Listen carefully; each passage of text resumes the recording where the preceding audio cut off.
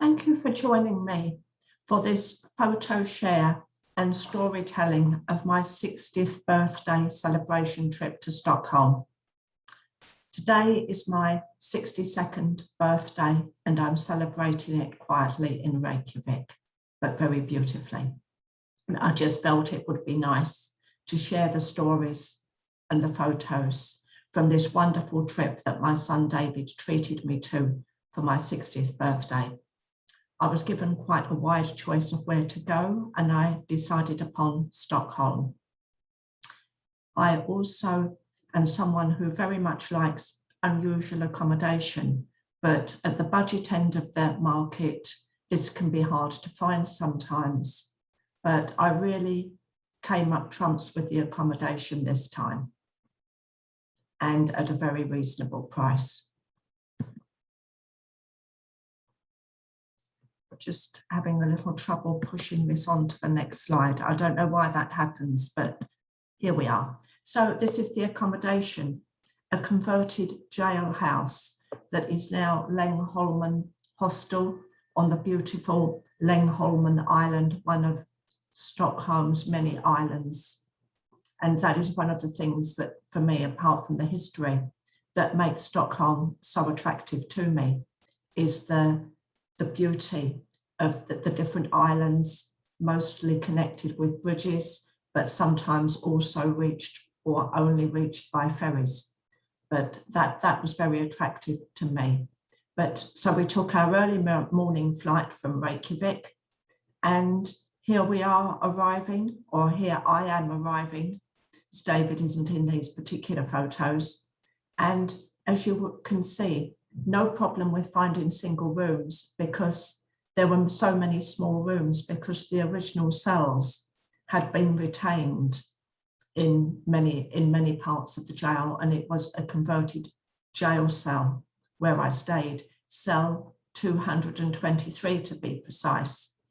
And everything that I needed was in that room. It was a very tight fit, but considering this was a hostel and that the cost of for each of us to stay was £20 each, around £20 each, which in England you wouldn't even be able to rent a dorm to stay in a dorm bed for that. And yet I had a room. This was for a room with also a private shower room that was connected. So although it's very small and I wouldn't recommend it for claustrophobics or very large people, the beds are slightly narrower than a standard single bed is these days, more the width that a single bed would be when I was a child. Some of the rooms also have bunk beds in them, but again, there would be sufficient space for two people to move around and store their things if they were careful. There was even a hanging rail for clothes, which you don't always get in a hostel. You often get shelves or live out of your suitcase and just a couple of pegs. So this was great. I constantly actually had to remind myself that I wasn't staying in a fancy themed hotel because I very well could have been for the standard of the accommodation. And so the first treat of the day was to walk around Längholmen and then to walk into Gamla Stan, the older part of the city. And I did know that it got dark rather earlier in Sweden than it does in Iceland, not because Sweden has less daylight than Iceland, but not unless you go to the very far north. But anyway, the time scale adopted means that at the end of October, it starts to get dark.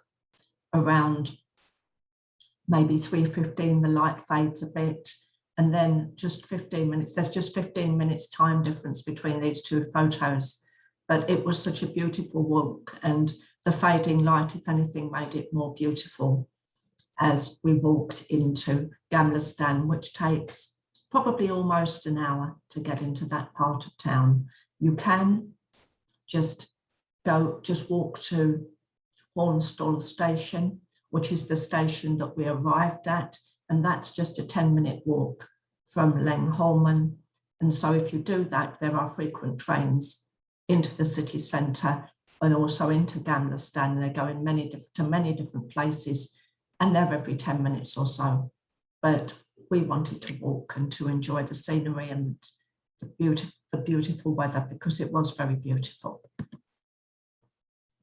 And so to Gamla Stan, which is really quaint, and to me it brought some reminders. The narrow alleyways reminded me a little bit of some parts of Bath, where there were cobbled streets and narrow alleys. But at the same time, I would say in Stockholm, more so than perhaps in Gothenburg, there is a Baltic feel that, you know, it feels Scandinavian, but there is also a Baltic feel, or there was for me at least. It's slightly different ambience, I suppose. But I so loved Gamla Stan, and there were no chain stores that I could see in Gamla Stan. They were all individual shops, some of them really tiny and really quirky. I even came across a shop selling only archery equipment.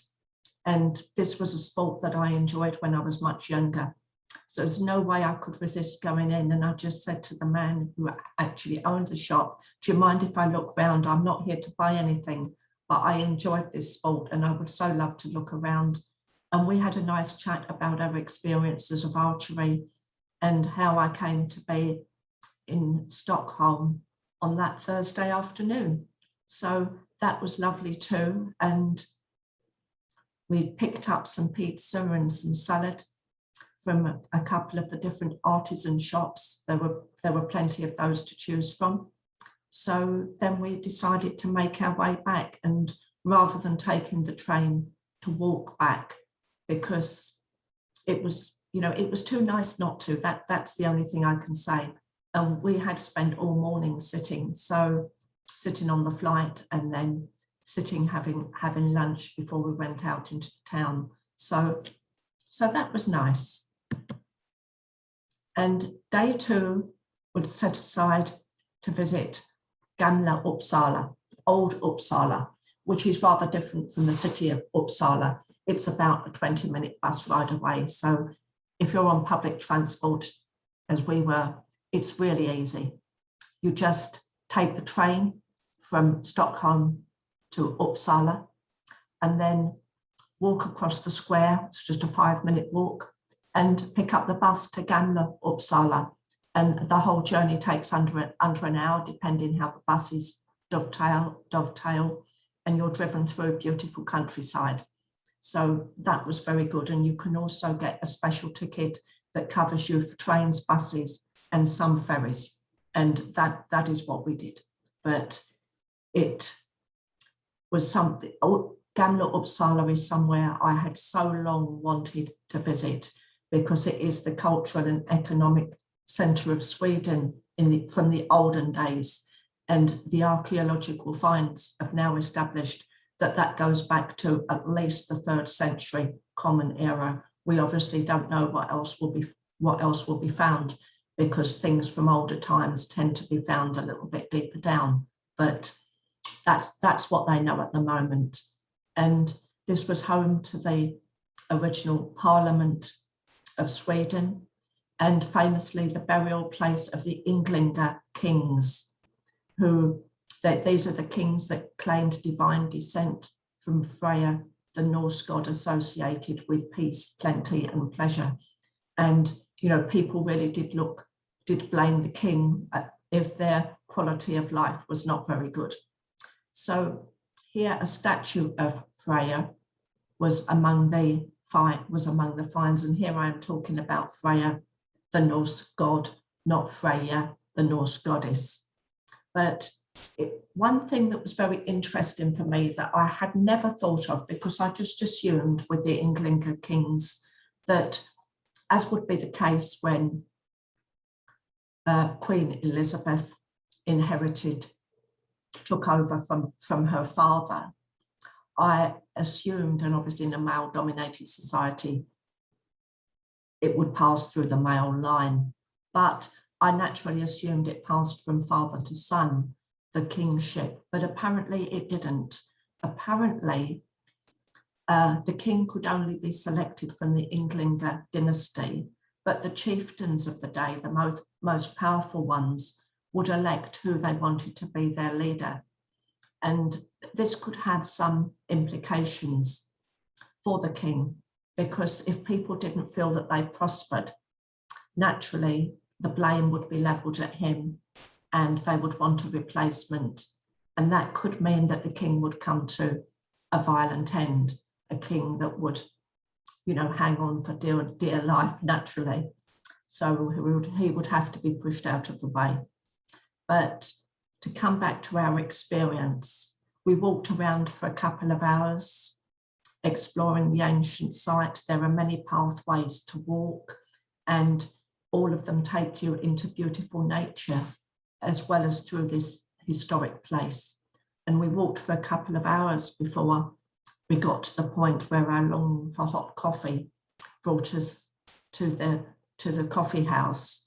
But it was such a perfect morning, blue sky, sunshine, bit of cloud here and there, but really we couldn't have had a better day for it. And our next stop was Gamla Uppsala Museum after our coffee. We didn't stop for lunch, we just kind of had some things with us and ate on the hoof. So it was just a cup of coffee and a piece of cake. We didn't want to spend much time doing that because so many other things were exciting.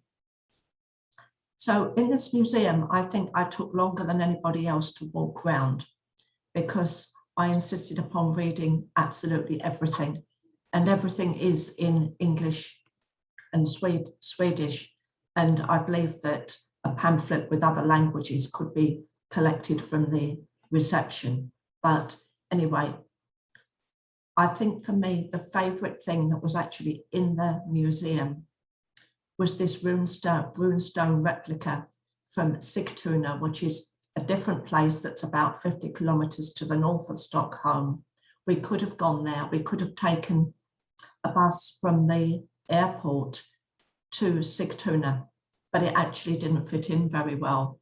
But Sigtuna is the place where 3 of these runestones have been found, all of them in different churchyards, because as always happens, of course, churches tend to be built on places that were religious sites or important places in the lives of the people in former times, and Sweden is no exception to that.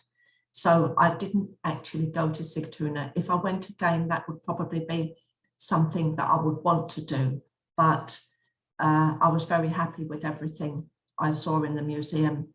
David loved all the stories about the artifacts and the excavations the most, rather than gravitating towards any one thing. And another delight whilst we were there was a woman singing old songs from Sweden and playing an old-fashioned stringed instrument that I've forgotten the name of, but it was lilting and we couldn't understand the language, but it was beautiful to have that in the background, so soft and lilting. And I would recommend this place for anybody that's interested in old Sweden and old Scandinavia as somewhere to go and be fascinated. But another fascination that I discovered, or something that fascinated me, was the plaque with the information about the mystery woman that was buried close to the church, actually in the vicarage garden, what is now the vicarage garden. And she was said to be a 9th century woman, but I think that they've now dated that more precisely to late 8th century. I'm pretty sure that's what I read in the news somewhere. But anyway, she was buried like a warrior, with a boat, with opulent grave goods. And I was just so intrigued by her story. The museum didn't really give any explanation, but did suggest that because the goddess Freya was held in very high regard in Uppsala, maybe that somehow had some sort of influence. But for me, the fact that this woman's burial was unique or almost unique. I don't know if there are any others like it, but they would certainly be very rare if there are.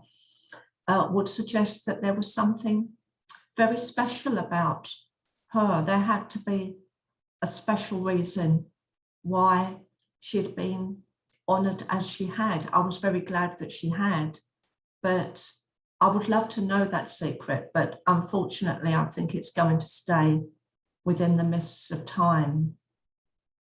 But like the three warriors buried alongside her, she was with her own boat.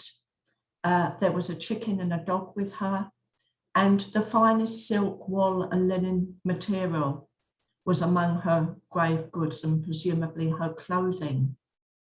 But there were other opulent, even more opulent items. An amulet which had a female figure, and also bronze and silver ornaments, including an ornate knife and needle case that were, of the finest craftsmanship, silver and bronze, and weapons were not found. I don't know if weapons were found with the male graves. I imagine that they were, because that would have been typical of the period. But I so loved this story. And so we continued on to the city of Uppsala. Again, getting there as twilight was approaching. We seemed to do that quite a lot at places. The canal was beautiful.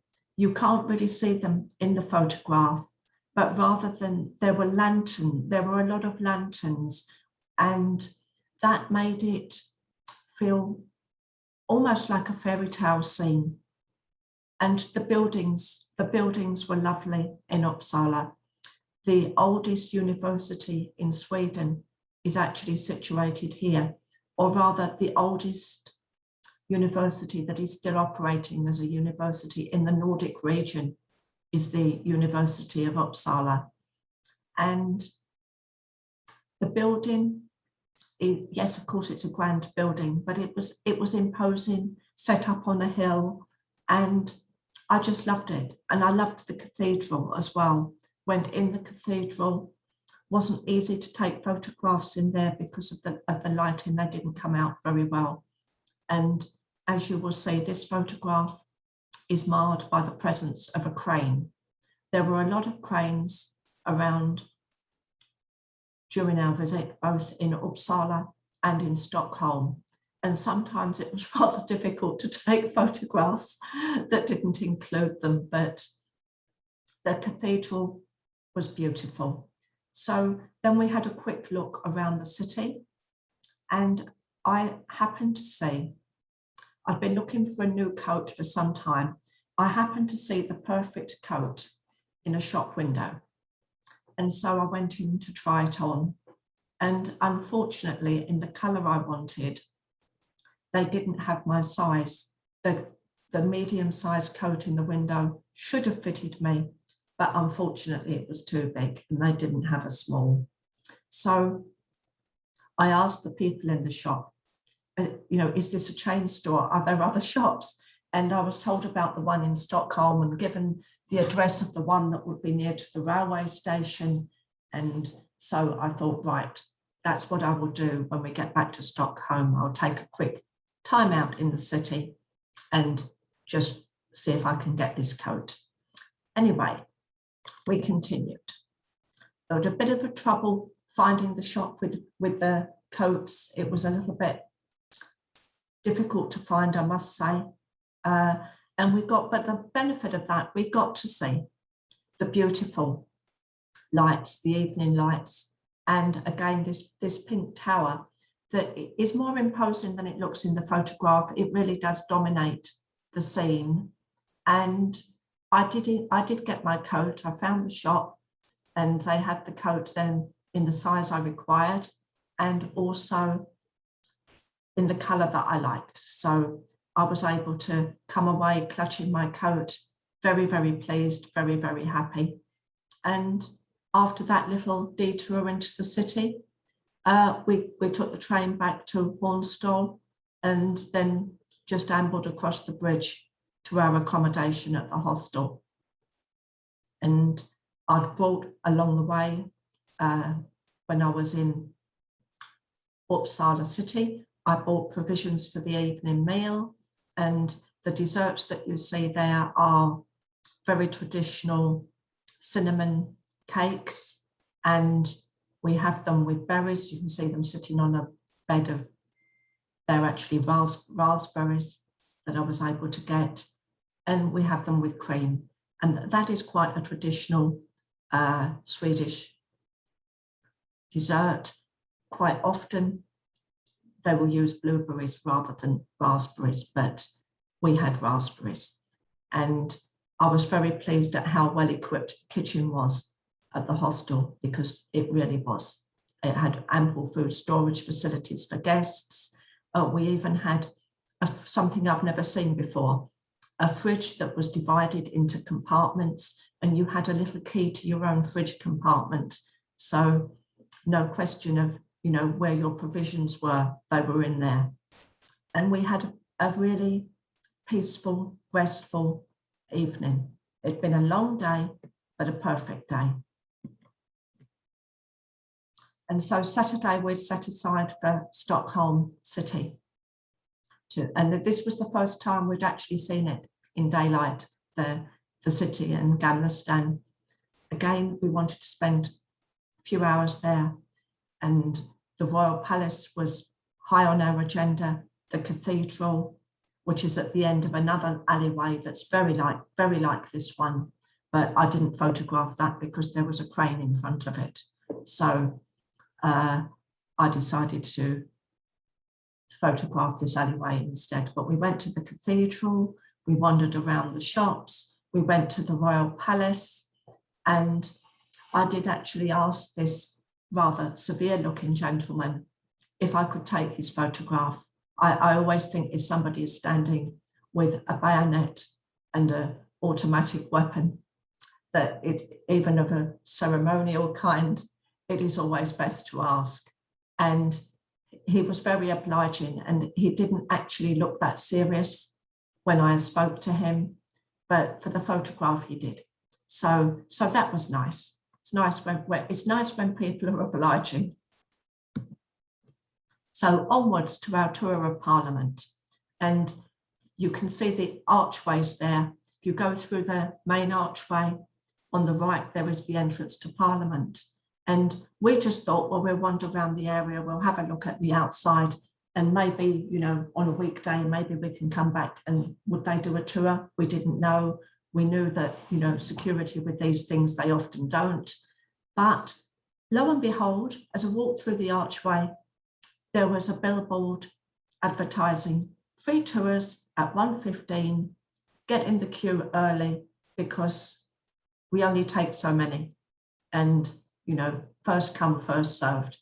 So that was a wonderful bonus. We didn't expect that, you know, not a free tour anyway. We would have been very, very happy to pay for a tour of Parliament, and, you know, delighted to find that there was one at all.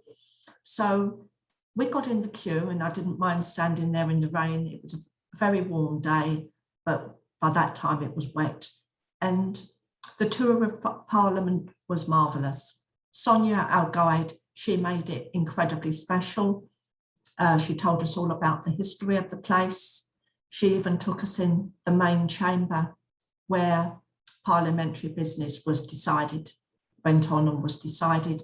And that was very special. I haven't got any photographs of that. Can't remember whether it was allowed or not, but we were allowed to take photographs certainly in the rest of Parliament.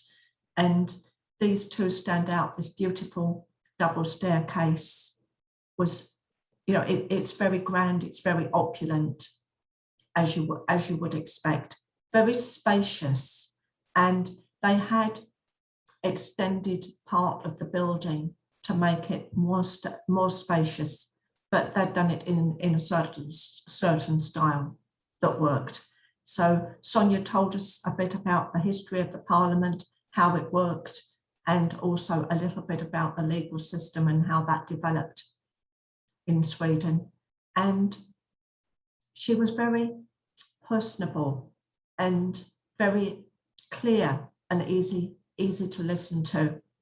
So that was wonderful. And we've decided to do my celebration evening meal on the Saturday, which was the eve of my birthday, for two reasons, really. I wanted to have my meal at Lengholmen's Värdshus restaurant but it was closed on the Sunday evening. And also the Sunday we'd set aside time to go to 3 different museums that we really wanted to visit, including my absolute favourite choice.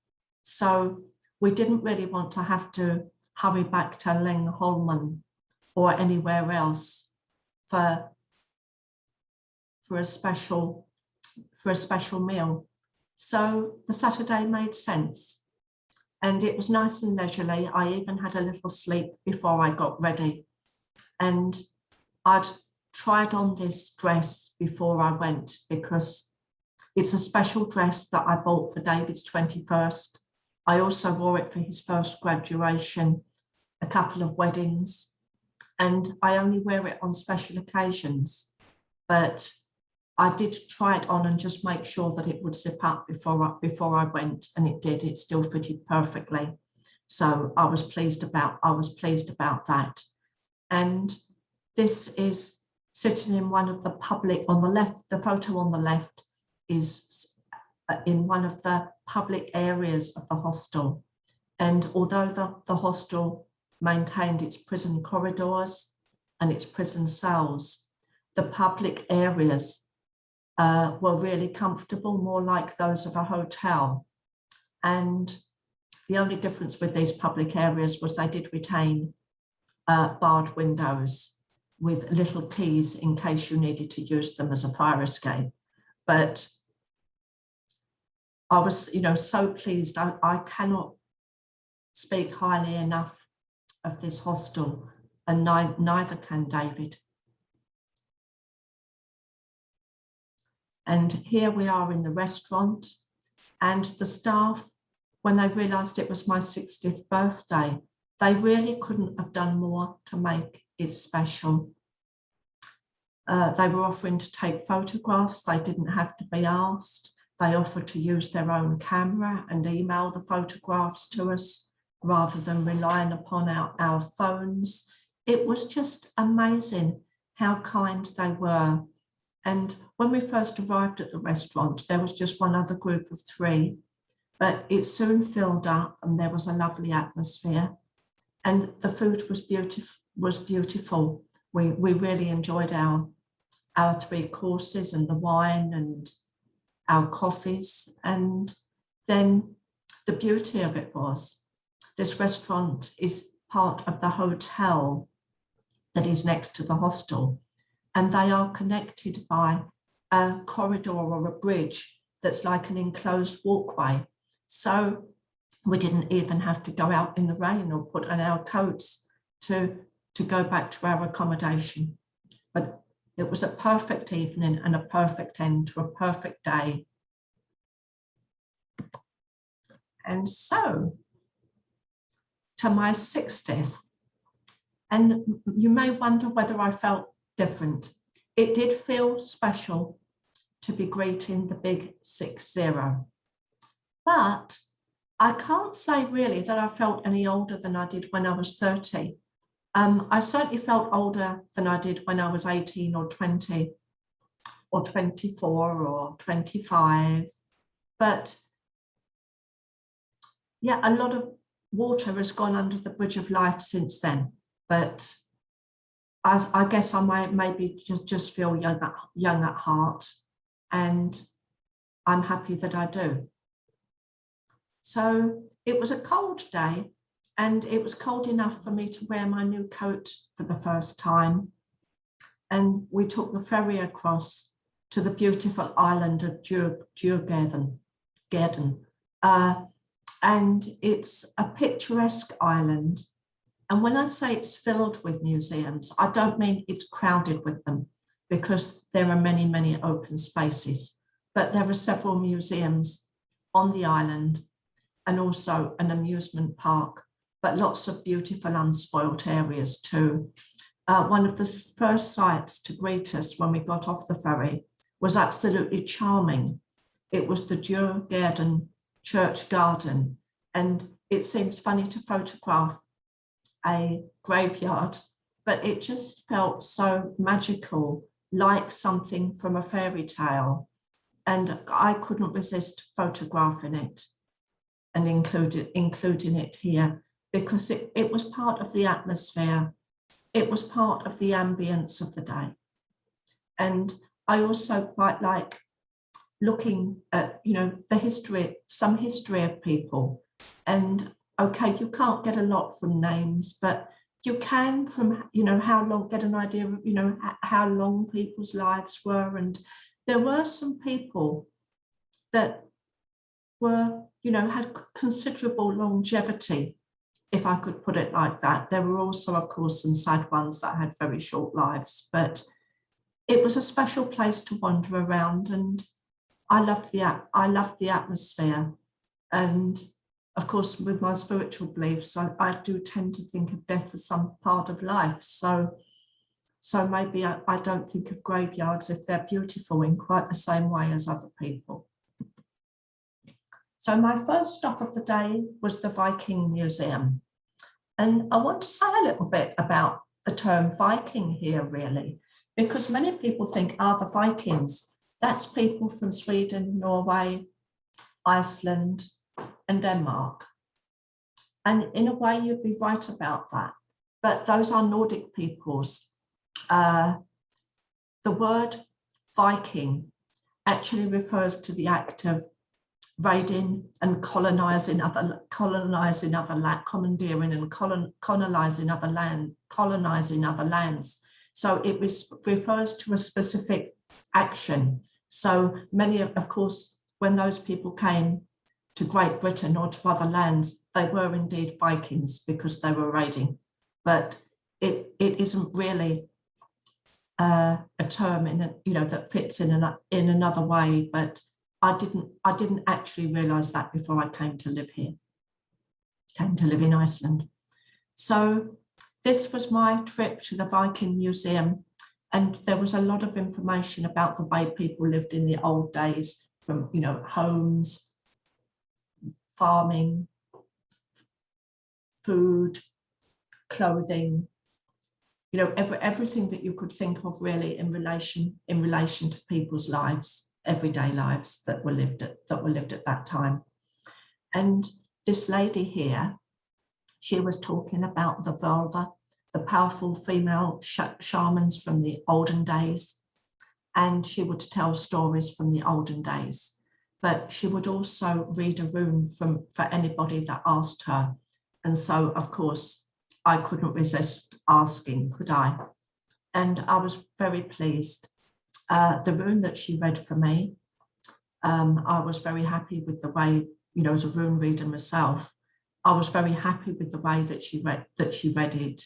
It felt, but of course you have to go with the meaning that the reader works with, because that's how it will work. It's a relationship between the person choosing the rune, the person reading the rune, and the rune itself. It operates in relationship. But anyway, she said a delay was likely before favourable circumstances could be a worthy partner to my own intent to create major changes. And I kind of hoped I didn't understand part of that at the time, but of course now I do. That the intention was that I would leave Iceland before midsummer 2020.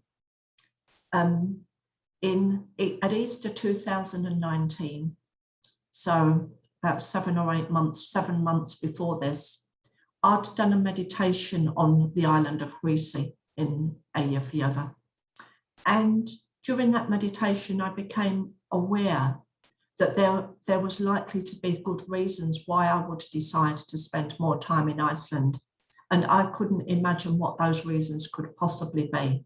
When this lady spoke about delay, It therefore made me smile, but I still couldn't imagine delaying for any reason. And then, of course, COVID came, and it wasn't a favourable circumstance. So I certainly understand that now. But it was lovely to have a rune reading on my birthday, and one that was so encouraging, albeit with a delay. So as it stands at the moment, I am looking to move either very late this year or very early in the first half, certainly, of 2022. I'm currently in the position of trying to put plans together that will actually work with COVID, rather than COVID being a barrier to them, and then reverting to my original plan when that becomes more convenient to do. But anyway, that was the situation with the rune reading. It was very accurate, and as given what has happened since, I still feel very encouraged by it. And then it was time to go out into the sunshine to walk to the next museum, which was the Vasa Museum. But along the way, we had excellent views of Nordiska Museet, the Nordic Museum, that we didn't have on our list of priorities, although I would certainly recommend it for anybody interested in Nordic life. It's just we had to pick and choose because we didn't have time to see them all properly, and we wanted to see them properly.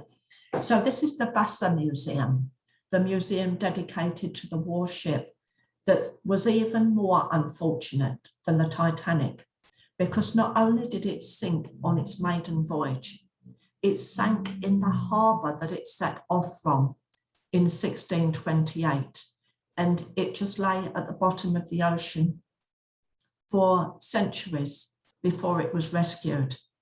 And it's now considered to be the best preserved wooden ship in the world, for a ship that has had that kind of experience of that age, of that era, because they even had to develop new wood preservation techniques to deal with it. And these could only, it was a very slow project, because sometimes they would use one technique and they'd have to wait years before they could apply the next technique.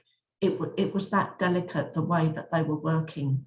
But it is a very imposing ship. But you can see here with David standing beside it that it looks big, but it's much bigger than it looks in that photograph. And there was so much information about life in those times. There were, of course, unfortunately, some people survived, but a lot lost their lives and in the disaster. And investigations had been carried out looking at the bones that established what kind of diet people had, how that was affected by their station and position in life. They could see whether somebody came from a seafaring background or a farming background. They could see whether their nourishment had been reasonably adequate or very inadequate. And there was all sorts of information about shipboard life, what people had with them, how they operated, the systems of people sleeping and eating and doing work and so on. And it was, of course, a very hard life, a very hard working life. And the food that was available at sea was naturally very limited. But it gave us a great insight into those times, particularly with regards to seafaring, but also, the kind of lives that people lived in other ways before they, some of them didn't come from a seafaring background, most did, but some didn't. And, that change was the stories behind those changes were sometimes there. So really, really enjoyed that. But the one museum I was most excited about was this one, ABBA. I'd long since wanted to go and see the ABBA Museum. If you'd have said you can see one museum for your birthday, and that's it, one museum, it would have been this one, because this is the group that really we were among the first people whose music I actually admired. That, you know, I was a fan from when they came on the international scene, and it was so wonderful to be able to stand amongst the costumes, to see the, you know, their gold and platinum discs and all the awards they'd won. And there were walls and walls of awards, not just this one, to see the stories, the photographs from their earlier days. And there was even a film showing some of their earlier tours and snippets from their earlier tours.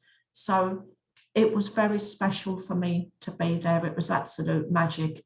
We went in at about 2:45 and we left at 6:30, which was around the time they closed. We had seen everything at that point, but it did take that length of time to see everything, to take it all in. And I realized that when I stood on the stage next to these dummies of the group members, I know I am quite short. I'm only 5'3" 3/4", or about 164 centimeters. And I know that they are wearing what I call stilt shoes and I'm wearing flats. But it was so nice to stand with them and just to feel that atmosphere, because there was the atmosphere of starlight really did permeate the whole museum, but also, you know, the down-to-earth qualities of the group, particularly, you know, their humbleness in the early days. And I'm not suggesting they became arrogant, not at all, but they did lead quite humble lives, is the point that I am making, and came from ordinary backgrounds. So, you know, my history with ABBA does go back, as I've said, to the beginning, really. Some people actually used to say about me that if it wasn't by ABBA and it hadn't been written by Andrew Lloyd Webber, then I wasn't going to listen to it by choice. That was a bit of an exaggeration, because I loved other singers, performers as well. I loved Elkie Brooks, I loved her songs, the protest songs of Joan Baez, Elton John. I loved Bohemian Rhapsody by Queen. I didn't like all of their stuff, but I liked that. So I did have some variety in my taste, but yeah, ABBA was tops. That was definitely the case. And Dancing Queen would have been my favourite song of all. And when we left, we walked to this beautiful home-style restaurant. We'd already had a fine dining celebration meal, and this was equally wonderful to be able to go to a restaurant that was not only at the cheaper end of the market, it was selling food that was really, the dishes were the kind that would be served in Swedish homes. They were traditional, and with a couple of sort of updated versions, adapted versions so that vegans could have them. But the food was wonderful and very reasonably priced as well, depending what you had, but mostly reasonably priced. I think our meals cost about £11 each for a main course, or about 1,700 Icelandic krona. And the restaurant was so, it was like going into somebody's living room and through into their dining room. The dining room was at the water's edge. And I really appreciated that on my birthday. And I just felt so special. You know, Agnetha, when she sang Dancing Queen, could not have felt more special than I did on that evening. It was just great. So we had to decide how to make the most of our final day. And one of the things we wanted to do, if the weather was fine, and it was to take the train, again, a very short ride from Hornstull station to a place called Liljeholmen, which is another little island attached by a bridge. And on Liljeholmen, it's very much a recreation area. And there's the beautiful Trekanten Lake, which you actually see another view of the Trekanten Lake in the image on Zoom background behind me. And Trecanton Lake is surrounded by forests. As you can see, there are many pathways wending their ways through them. And we did walk probably for more than an hour. We had other things we wanted to do that day. We wanted to go back into the city, but we did walk for more than an hour. And then there are other areas near the lake where there's cafes and so on. They were not open. Play areas for children. Again, the cafes were not open because they would be in summer, they would be into the autumn, but not early November on a weekday. And so we headed back into the city and had another wander round because we just loved the atmosphere really of the city. We went back up again to the Parliament area and walked through the streets of Gamla Stan. And it's just suddenly the idea came, let's take the ferry to Djurgården again, because we went to the museums, but we didn't really explore the island. We just went from museum to museum to museum to restaurant and then back to the port to get the ferry. So this was even better for us because we could just wander. That's what we wanted to do on our final afternoon. And this picture of a place called Stockholm, Castle Island, is really near to the ABBA studios, but we were able to take, David took this photo from the ferry boat. So that was nice. And then we were back on Djurgården, enjoying the walk, just enjoying walking really, because there's lots of paths where you can walk, and this beautiful open area, many waterside areas, and probably a couple of hours exploring, a final visit to another beautiful cafe where we had our final Swedish coffee and cake, what they call fika, and that was lovely. I haven't got any photographs taken in there, but there was candlelight. And again, one of the things that I will say, everywhere is very cozy, they're very conscious of creating coziness and a welcome, or that is how it seems to me. And then it was time for our final ferry boat ride back.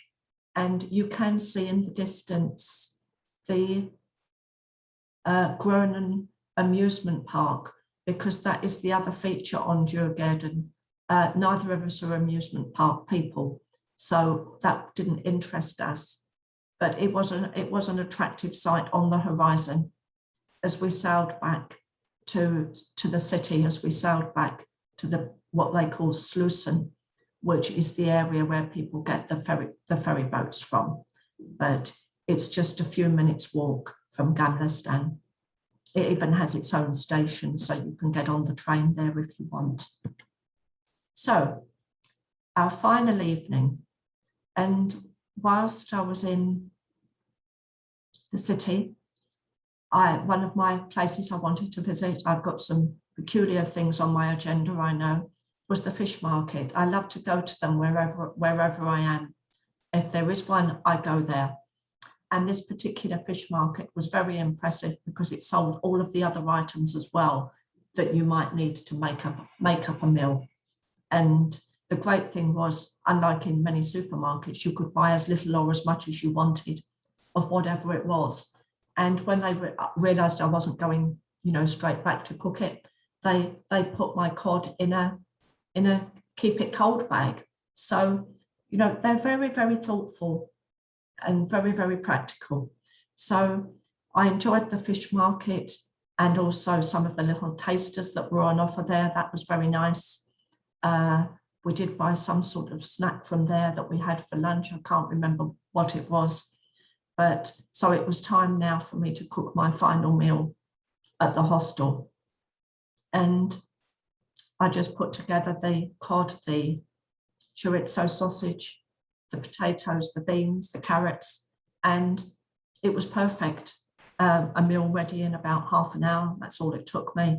And I do like cooking local food when I'm on holiday. I like eating out as well, but I do if I can, if it's convenient, I try and find accommodation where I can also cook. And many guest houses in Scandinavia have a guest kitchen, but also, of course, hostels have a guest kitchen. And so they're always a good choice for me.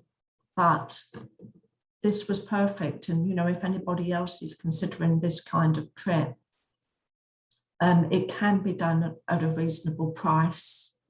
Sweden is not as expensive as many people think. I mean, if you compared it to London, I really don't think it would cost you much more, or maybe not anymore. One thing that you can get in London that you won't get in Sweden is the very, very, very cheap meal that you can get at some pub chains, like, for example, the Beefeater pubs. But you can get something that is not much more expensive, that is very much better quality. And so I would say to anybody that wanted to come to Sweden, you know, don't be put off from the cost. Obviously, hotels and guest houses are more expensive than hostels, but at the same time, they're more expensive everywhere, aren't they? So this was the final memory, and this was the memory that I really wanted to take away with me, of the quirky accommodation and the beautiful views of Stockholm. Here, this shot is taken, it's a little bit showing a scene that is a few minutes walk from the Slussen ferryboat terminus. And this is where, you know, more other kinds of boats are moored. And as you can see, there are beautiful and imposing buildings there. But these are the memories really that I would like to take away. I will say, if you're thinking of doing this and you're thinking of booking hostel accommodation in Sweden, or indeed Norway, and often in Iceland, it's better to go through the Hosteling International site and to be directed from there to the Swedish Youth Hostels site, for the simple reason that you'll get a better price than you will on something like booking.com. I've found that every time when I've stayed in hostels 3 times in Sweden, and also once in Norway, that you get a better deal through the association, sometimes a much better deal than you do even with a genius thing on booking.com. We were quite surprised. But that would be my tip if you're looking. But this is what I wanted to share with you. And thank you for joining me to share on my 62nd birthday, memories of my 60th birthday.